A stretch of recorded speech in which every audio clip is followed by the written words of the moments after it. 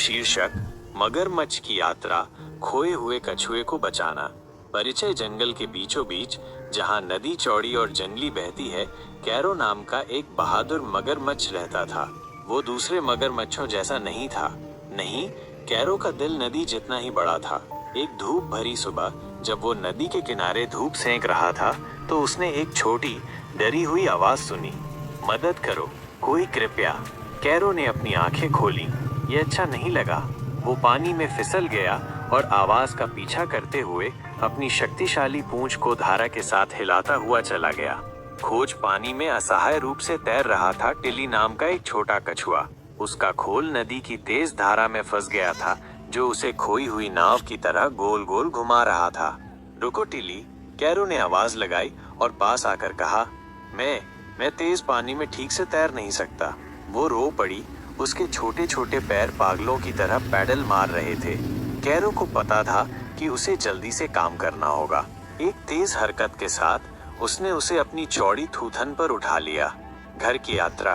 वाह, तुम सच में बहुत ताकतवर हो। कैरो के खुरदरे तराजू को पकड़ते हुए टिली ने हांफते हुए कहा। ठीक है, मैं जंगल की सब्जियां खाती हूँ, कैरो ने हंसते हुए कहा। अब चलो, तुम्हें वापस घर ले चलते हैं। यात्रा आसान नहीं थी। उन्हें एक झरना पार करना था, नारियल उछाल रहे एक शरारती बंदर से बचना था, और यहाँ तक कि एक चालाक चील को भी मात देनी थी, जिसे लगा कि टिली एक स्वादिष्ट नाश्ता हो सकती है। लेकिन कैरो दृढ़ निश्चयी था। बहादुरी और त्वरित सोच के साथ उसने अपने नए दोस्त को सुरक्षित रखा। आखिरकार वे टिली के घर पहुंच गए, एक शांत तालाब जो लंबी घास से घिरा हुआ था। तुमने मुझे बचा लिया, कैरो, टिली ने खुशी जताई। तुम अब तक के सबसे अच्छे मगरमच्छ हो। सुखद अंत। कैरो मुस्कुराया। दोस्त हमेशा एक दूसरे की मदद करते हैं। अगर आपको फिर कभी सवारी की जरूरत पड़े, तो आप जानते हैं कि मुझे कहाँ ढूंढना है।